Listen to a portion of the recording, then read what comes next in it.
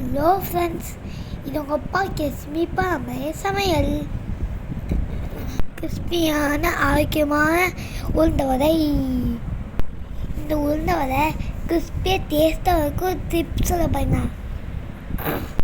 வாங்க எப்படி இருந்தது பார்ப்போம். ஒரு 1/4 கிலோ உளுந்த நைட்டே ஊறாச்சு. காலையில் கிரைண்டரில் எடுத்து ஆட்டி வச்சுப்போம்.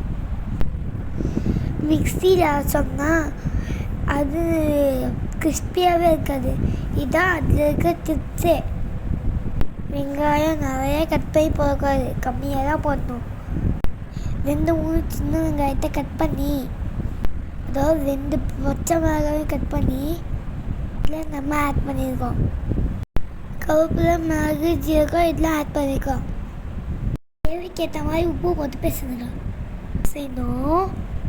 நல்லா பேசணும். 1/4 லிட்டர் எண்ணெய் ஊற்றி எண்ணெய் காஞ்சோடனே தட்டி போவோம்.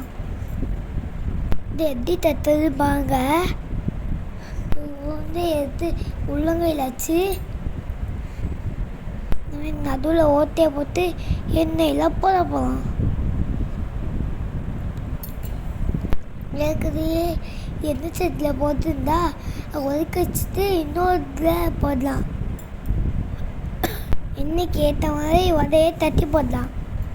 இட்லி அரைக்கிறதுனால உளுந்து வடையை செஞ்சு சாப்பிடலாம்.